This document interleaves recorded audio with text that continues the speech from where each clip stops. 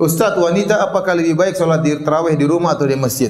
Yang benar, wanita yang terbaik sholat di rumah. Kata Nabi SAW, la tamna'u ima Allahi masajidallah wa buyutuhunna khairun lahun. Janganlah kalian melarang para wanita ke masjid, tetapi di rumah lebih baik bagi mereka. Wanita kalau sholat tarawih di rumah lebih afdal daripada kalau dia sholat tarawih di masjid.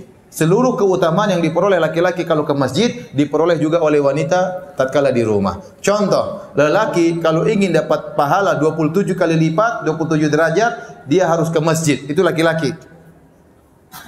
Dapat 27 derajat. Tapi kalau wanita dia ke masjid, dia juga dapat 27 derajat. Ternyata di rumah lebih baik. Berarti kalau dia di rumah, dia juga dapat 27 derajat. Dan ini bentuk keringanan dan pemuliaan yang Allah berikan kepada para wanita. Lelaki kalau ingin 27 derajat harus ke masjid. Perempuan tidak perlu, di rumah sudah cukup. Lelaki kalau ingin salat supaya dapat pahala salat semalam suntuk, kata Nabi SAW, man shallama al-imami hatta yansarif kutiba lahu qiyamul laila. Barang siapa yang salat bersama imam sampai selesai, bagi dia pahala salat semalam suntuk. Ini laki-laki ke masjid. Perempuan di rumah dia dapat pahala semalam suntuk. Kenapa? Karena salat di rumahnya lebih baik daripada di masjidnya. Kenapa bisa demikian? Karena wanita memang dalam Islam hendaknya menjauh dari lelaki, menjauh dari pandangan para lelaki. Makanya di zaman Nabi SAW tatkala di masjid, Nabi berkata, khairu sufufir nisa akhiruha wa syarru sufufin nisa awaluha. Kata Nabi SAW, sebaik-baik safnya para wanita yang paling belakang. Kenapa yang paling jauh dari lelaki?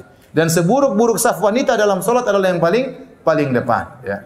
Kenapa? Karena wanita memang sebaiknya tidak banyak menjadi pusat pandangan para lelaki.